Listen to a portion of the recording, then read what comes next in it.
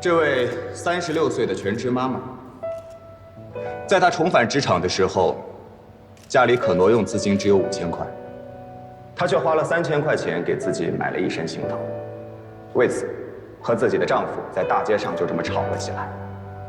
她告诉我们，一件漂亮的衣服就是她重返职场的自信。但是她现在已经不需要再花钱买衣服了，因为她已经成为了我们繁星的年度会员。上面这位22岁的女孩叫玲玲，今年是她入职的第2年，和众多在这个城市里深夜还在加班的职场新人一样，是那些我们在地铁站里擦身而过，可能你都不会去注意到她的那一刻。现在北京已经是冬天，外面非常的冷。但是大家知道，一件好看的、可以保暖的，又显得有质地的大衣，通常是价格不菲。她舍不得给自己买。她告诉我们，在她的衣橱里，只有这件西装最拿得出手，最体面。于是，在那天晚上，那天零下3度的北京，她就穿着这么一身单薄的西装，去见她最重要的客户。因为开会没有接到奶奶的电话，晚上奶奶去世了。那一通因为工作而没有接到的电话，是奶奶打给她的最后一通电话。她在地铁站外面哭，看着穿得很单薄、冷得发抖的她，我把我在繁星上租的大衣脱下来给她穿。后来她发消息说谢谢我。那件大衣带给她的，是继续在这座城市奋斗下去的温暖。繁星的客户呢，就是这些赶最后一趟地铁回家的女孩。我们要用她们真实的故事，去传递繁星想要表达的理念。她们在都市努力而认真的生活，而穿得漂亮是她们疲惫生活里的英雄梦想。接下来大家看到的是我们为系列人物短片准备的主文案。清晨7点准时起床，凌晨不知道什么时候下班。一天中的大部分时光，我们把情绪卖给甲方。他们都说，职场是交换。我经过地铁，穿过人群，从出租屋到办公室，2点一线。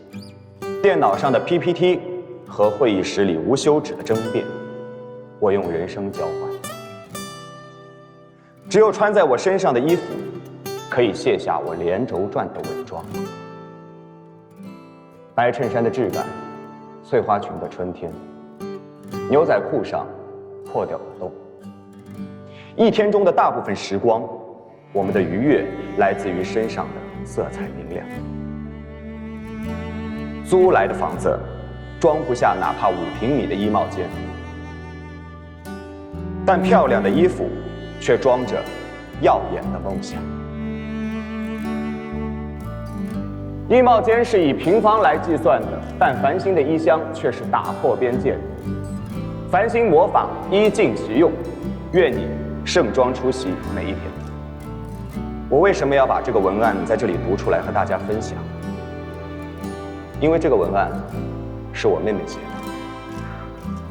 我妹妹从小生活在成都老家，家境很富裕，过着衣食无忧的生活。但是很不幸，她经历了一次婚姻变故，在即将30岁的时候才来到北京，从零开始。她开始学着坐地铁、拼团购，也因为多次去交简历被人拒之门外而苦恼着。在她还很有钱的时候，她帮我买了一份繁星的年度会员，但是她自己说的，她一次都没有用过，仅仅是为了支持我而已。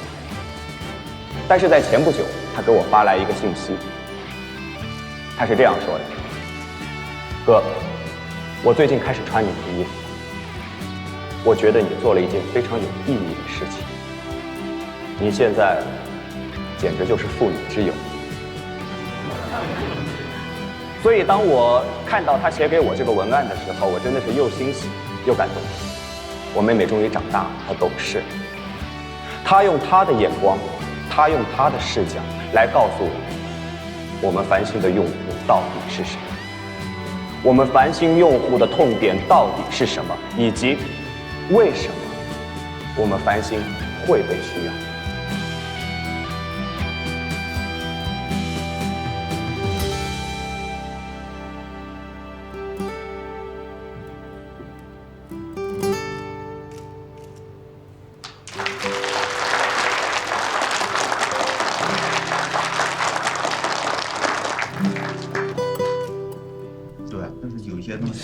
不是，那还是打动人心嘛，对吧？是这个道理。这是很精华，对吧？主要的故事还是挺大的，繁星的市场也没有竞争性，我觉得这项目可以接需要的钱。你看啊。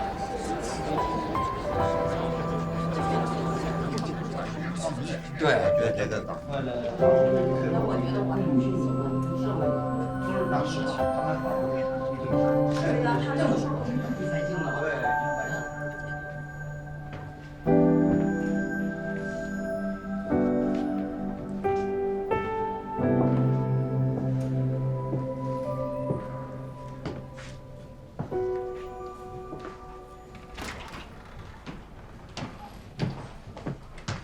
哎呀，各位专家今天真的是辛苦了啊！你们也辛苦了。赵天带我送一下专家们。辛苦了。好的，谢谢。好的。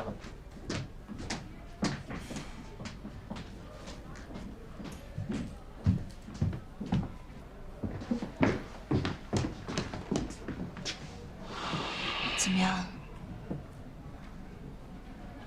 不太好吗？是不太好。那我的呢？你的就更不好了。那怎么办啊？不可能啊！知道问题出在哪儿吗？哪儿啊？你太让我失望了。你做了这么优秀的方案，我干嘛还要把苏毅撇开啊？我应该让他过来跟我一起听一听啊！别再搞什么高端路线了。5票最高分全都给了你，恭喜你中标了！郝晨是你烦死了，你吓死我了，真的。真的啊！赶紧告诉你领导，让他也跟着高兴高兴。好。在徐耀的这些会员故事里，我看到了市场潜力。我会好奇，繁星未来还会把这些会员做出哪些可能性？客户群体庞大，但关键是把客户变成用户的方法，不能光凭美好愿景和人间温暖做生意。关键是许耀的野心很大，他办了洗衣工厂，还要自建物流，可见繁星也不可能是笔小生意。许耀，坦白地说，就目前的会员数据，无法支撑你的野心。不过，我觉得可以投，但是需要他们重新估值，一步一步走稳了。你认为呢？我觉得他这个会员故事里，我看到很多东西，我要考虑。年轻人有理想有创意，只是缺乏对方案的可行性。我不得不打断一下评委们的争论，因为现场出现了一个意外惊喜。接下来，我身边的这位赵先生，想必在场的同行们都对他非常的熟悉。他想和繁星的徐总说几句话。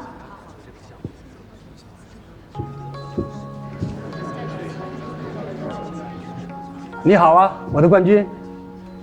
你是万家资本赵永平。10年前大学生创业大赛，您是主席。是我。繁星这个项目，我有投资意向，诸位不介意的话，我请徐总单聊。走吧。啊，请。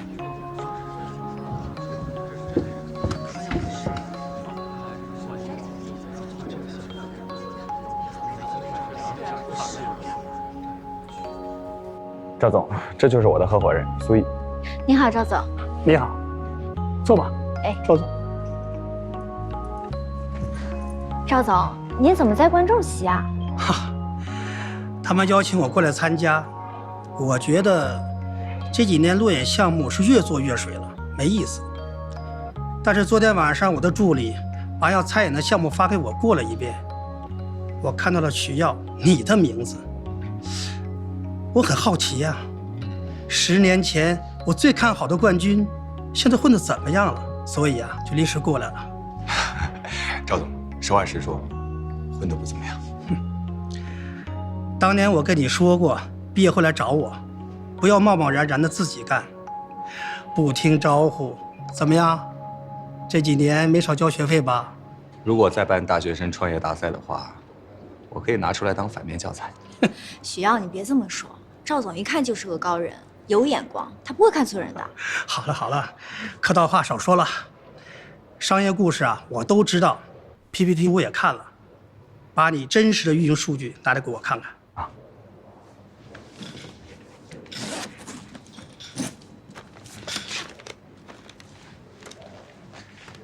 这个是我们的7日留存率和30日留存率，7日留存率差不多是在55%左右，30日的留存率在30%。这2个月单客投放价很低，获取1个用户的市场成本不到10块钱。刚刚我也了解了一下你的发展，知道前段时间你们的热搜帮了大忙，你们公关公司做得不错。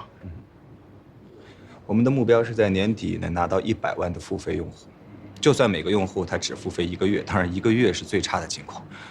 我们的年均客单价是299，单客的毛利率是30%，也就是从每一个客户身上我们可以赚取到90元，年毛利率预计是9000万。9000万，呵，不错啊，生意怎么样啊？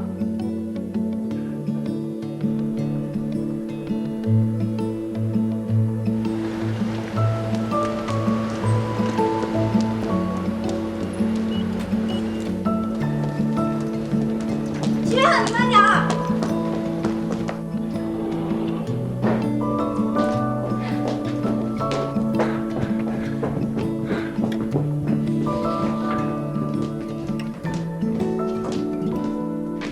投资意向合同书我们拿到了，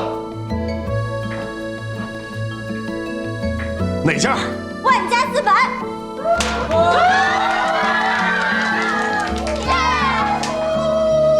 等等啊，大家也不用开心得太早。许耀，你那套延迟满足理论又来了。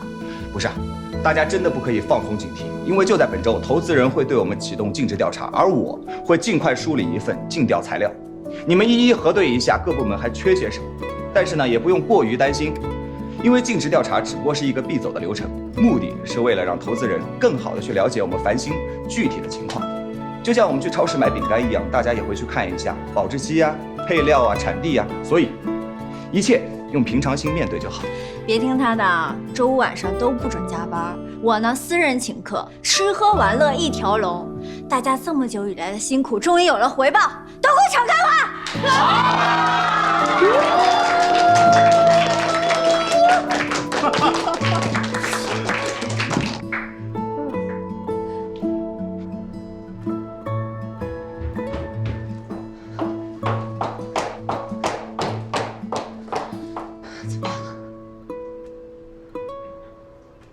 你说话呀！结果怎么样了？我一直忐忑不安的，也不敢发消息问你。成功了。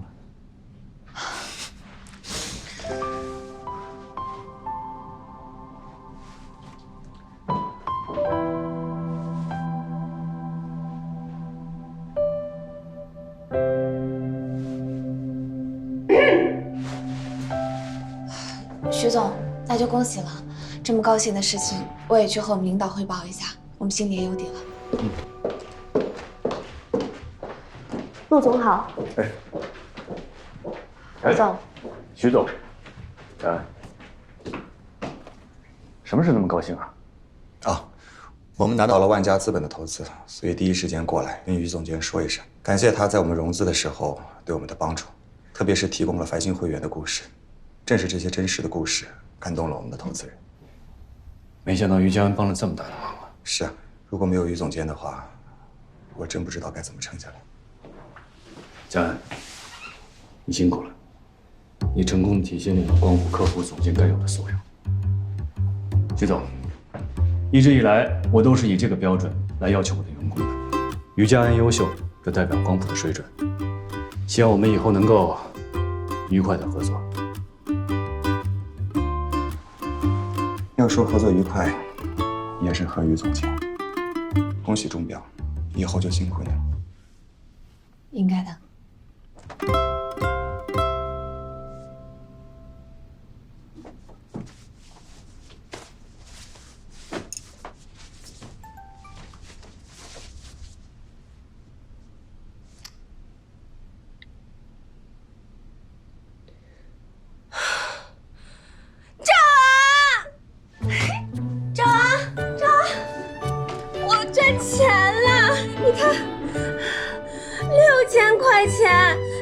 人说我写的文案在他们公司获得了最高分。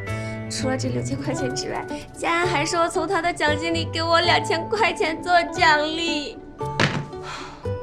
，8000块，我这辈子头一次自己赚了8000块钱，我太开心了，我太兴奋了，我1分钱都舍不得花，我要给他裱起来。谁家的宝宝这么厉害呀？是我的欢欢吗？太棒了！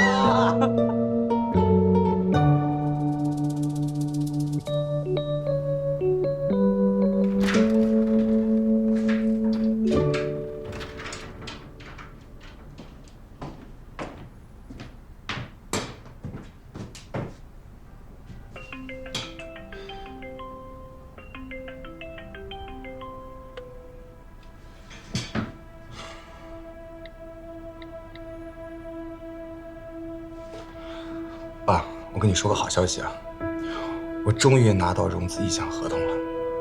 也就是说，年前我们公司会进来一大笔钱，有了这笔钱，我所有的规划都可以大胆的去做了。啊，对了，我知道你一直都很挂念于佳恩的，我终于敢跟你说了。其实我跟他都挺好的，而且我已经决定跟他重新在一起了。虽然眼前还有一些其他的事情需要去处理，但是你放心，我跟他之间经历了那么多，这一次我一定会慎重处理我跟他之间的关系。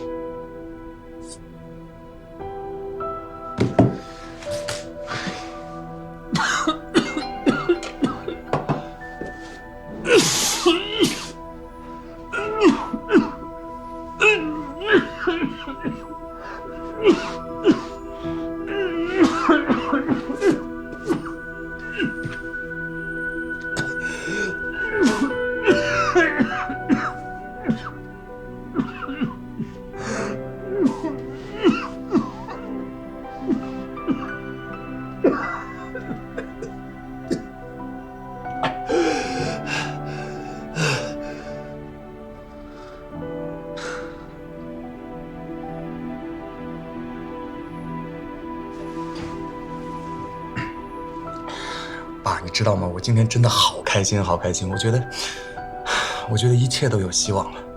这样，等过完年，我把你接来北京也玩一趟，让你看看我们现在的公司。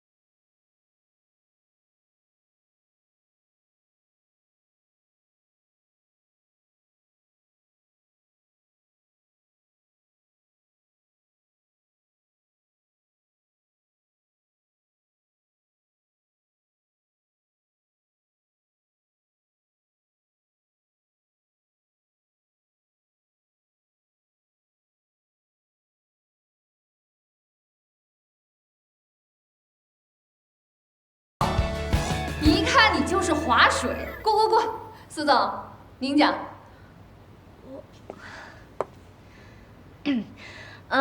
最近一段时间，我最幸福的时刻应该就是路演那一天，许瑶在台上看着我，讲我们俩最近拍车子吵架的糗事儿。那吵架的时候肯定是很生气了，但是你在台上说着我的名字，讲着我们的故事，我就觉得很幸福。尤其是第一次见面时，那个眉毛紧蹙的你，可以谈笑风生地讲着我们创业的故事，你的样子真的很幸福。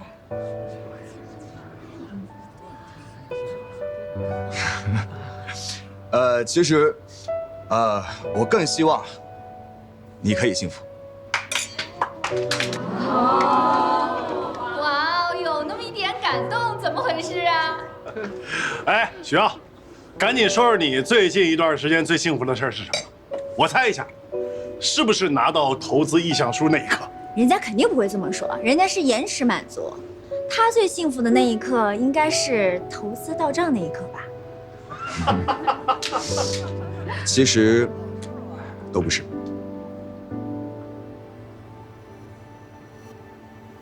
其实苏总说的没错，确实在前几年我心情不太好，就像他说的，我每天眉头都是紧蹙的，因为当时总是觉得，幸福应该发生在人生的某些大事的节点上，比如说买房买车、结婚生子，或是拉到投资、公司上市之类的。但是后来慢慢发现，其实幸福是由生活当中一点一点的小事积累而成的。徐总在 KTV 上的发言都这么早会吗？你这干嘛呢？领导说话你插嘴，领导夹菜你专桌。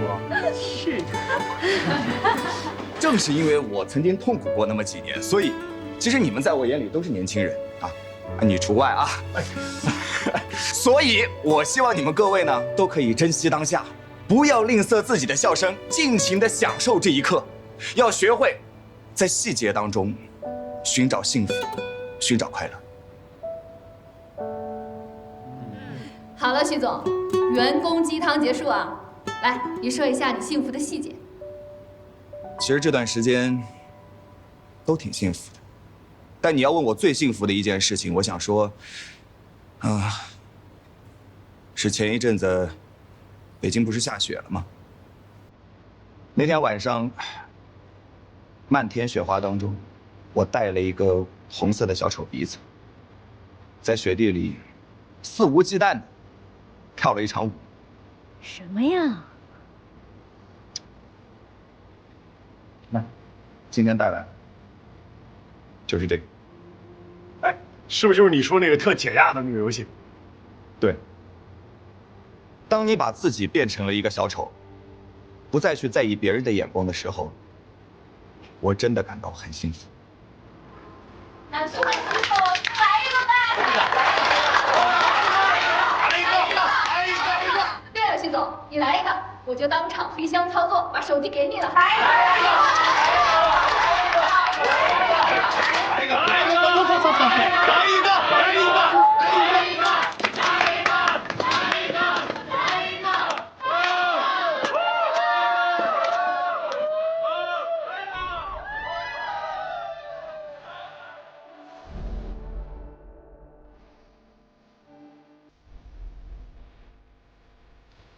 其实幸福就是你眼光一直跟随的那个人，他笑了，所以我笑了。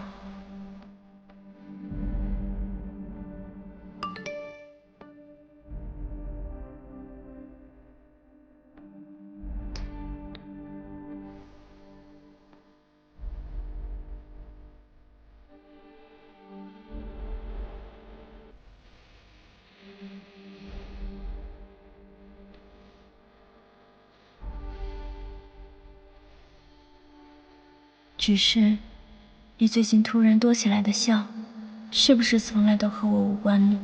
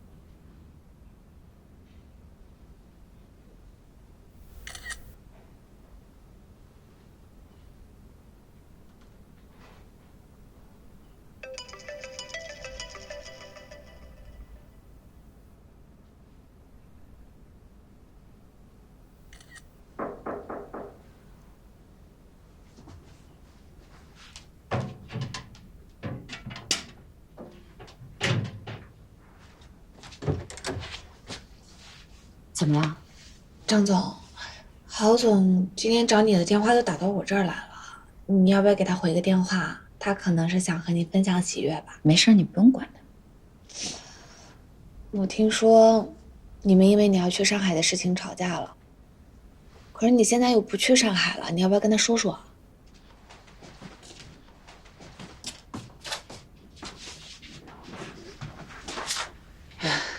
公司的人是不是都在八卦我要走又没走的事儿啊？他们都说什么了？我哪知道呀？他们专门有一个聊八卦的群，我都不在里面。在他们看来，我是你的人。算了，爱说什么说什么，反正当领导的就是得给下边人吐槽用的，我就当为团队凝聚力做贡献。你不会后悔吗？下定决心要去创业，现在又放弃了，还是在原地？创业呢，风险太大，不适合我。而我呢，身后绑着一串人呢，谁掉河里都得我去救。光谱是我乘坐的一艘小船，但是我居然想弃船上岸，可笑吧？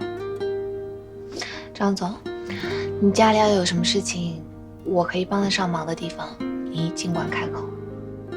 谢谢你啊，我自己能处理好。哎，至于郝晨师那边，我也没想好该怎么和他继续，就先冷静冷静吧。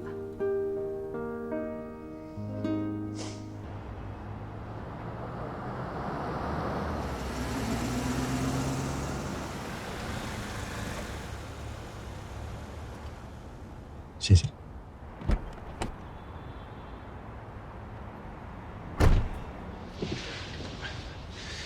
所以，到家了。所以我扶你上去。徐阳，你的笑可不可以是为了我？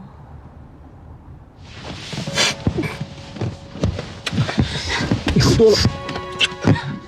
我是喝多了，我只有喝多了才敢这样想着拽着你不让你走。听我说，你冷静一点好吗？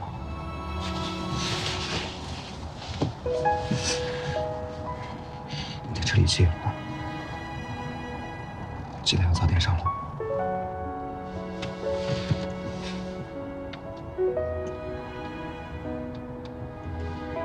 对不起。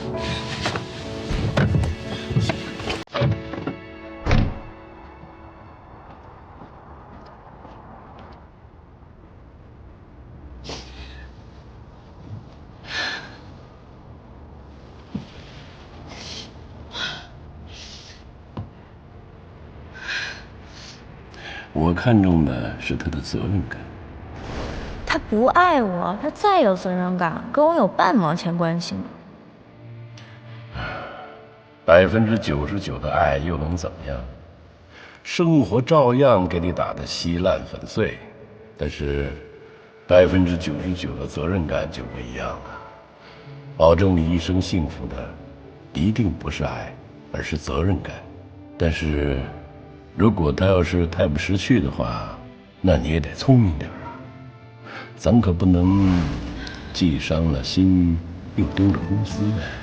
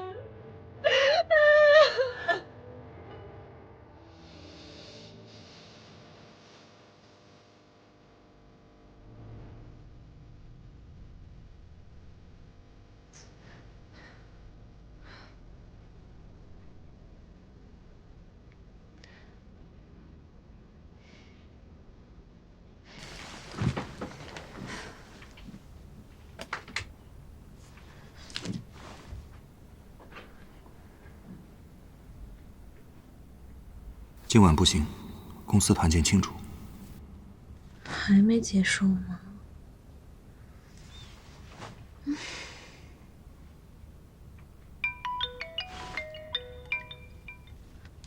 喂，喂，你睡了吗？没呢。你下来吧，我在楼下等你。好。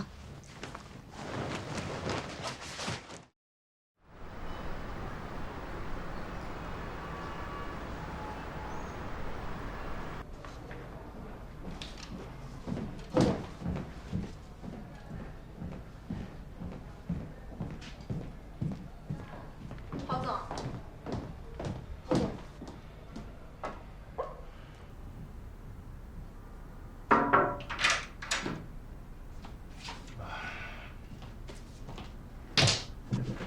我刚跟于夏安开完会，营销这边所有工作都已经推进了，他催第一笔款了。赵总那边到底什么情况啊？竞调也做了，迟迟没消息。他还让咱们跟他签了这个排他的投资意向。再这么等下去，会拖死他。我最近约他，他老是搪塞我。会不会是竞调出了什么问题啊？去哪儿啊？我去他们公司堵他，不能再拖了，必须要问清楚。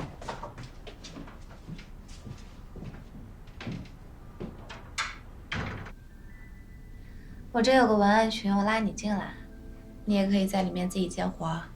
还有我们的一些项目，合适的我也推给你。虽然刚开始收入不稳定，但起步嘛，慢慢来。唉，我这也算是找到目标了，但我还是不太开心。我太担心赵昂了。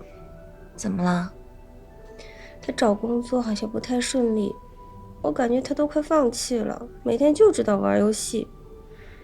哎，你说我要不要跟我哥说一声，让赵昂去他那儿工作？你自己都不愿意走后门，你还要帮他走后门啊？我这不是没办法了吗？赵昂说他学的那个专业特别难找工作，因为没技能，看似什么都会，但其实什么都不会。行吧，你先和赵昂商量一下，看他愿不愿意。他要是愿意呢，你就去找许瑶，让他在市场部从基础的学起。嗯。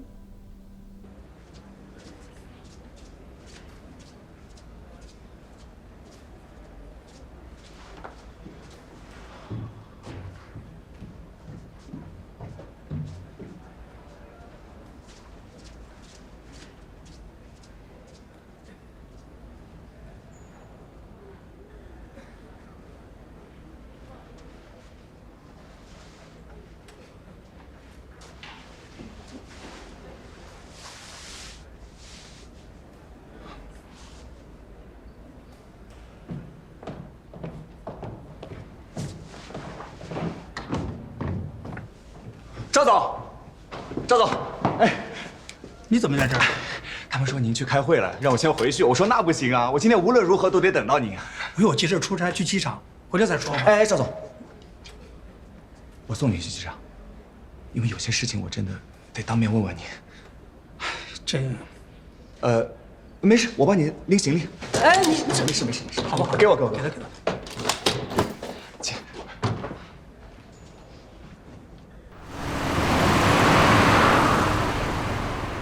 赵总，您这电话也不接，信息也不回的，我心里没底呀。是不是觉得我们哪里有问题啊？许耀，我很欣赏你的。哎，你别，您这么说，我心里更没底啊。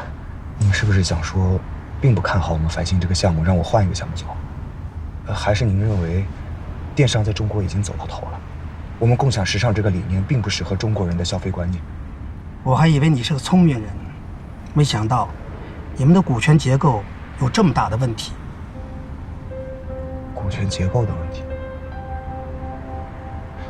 啊，您是说苏毅的股份比我多的事儿吗？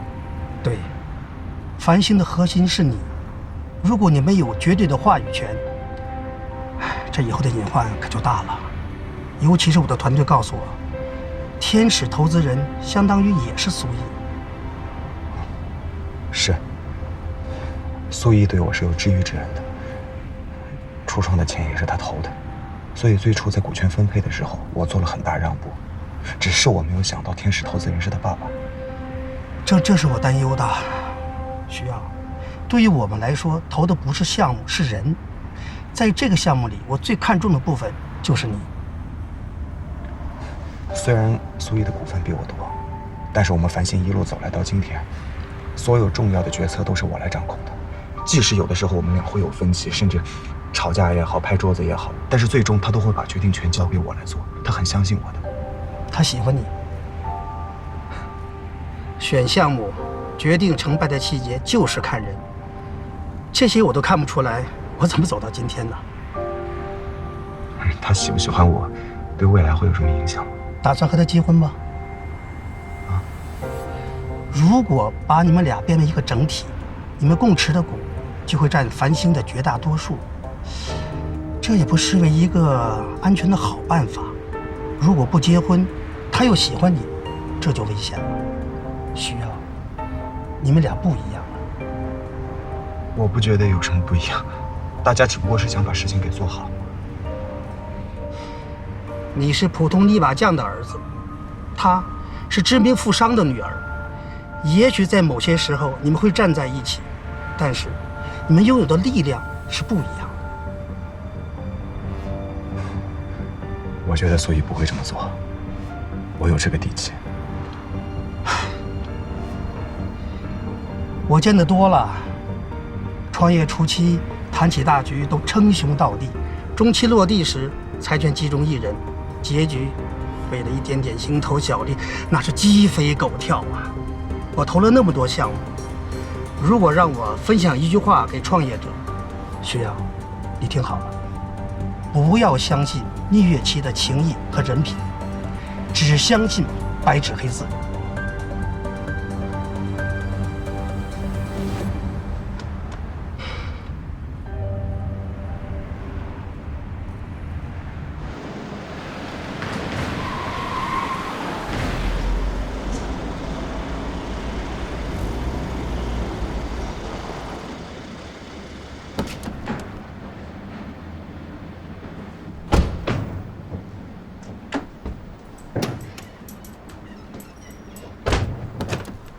赵总，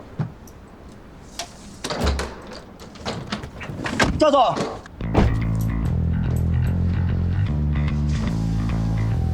赵总，你什么时候回来？我什么时候回来不重要，先修正你们的股权结构，我们再聊。啊，赵总让我送你回去，你去哪儿？你车门关了挺快。习惯了，每次到机场都有很多人像你这么跟着，好像多说2句话就能改变命运似的。当然能改变命运了，就指着他改变命运。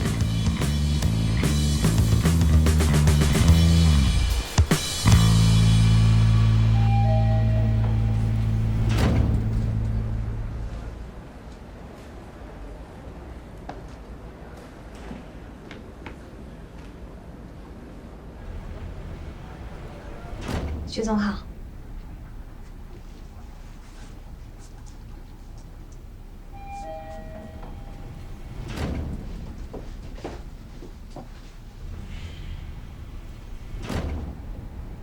准备下来买咖啡？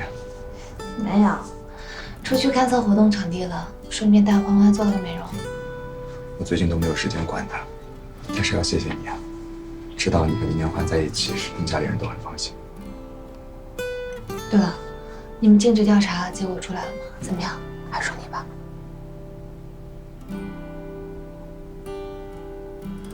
没事吧？没有，还行，挺顺利的。